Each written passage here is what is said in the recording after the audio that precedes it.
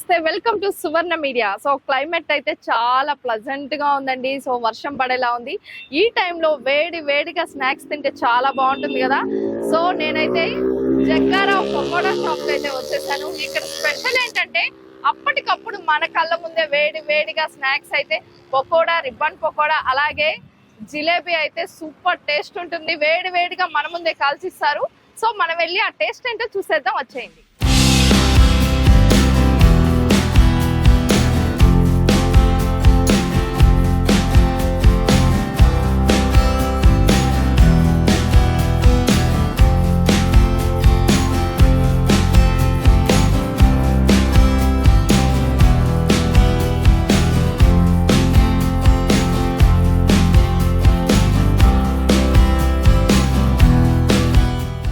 Jagga Rao pakoda shop లో so వేడి పకోడా అయితే మన చేతిలో ఉంది. పకోడా అలాగే జిలేబీ సో మన ముందే ఇప్పుడు వేడిగా కాల్చి ఇచ్చారండి.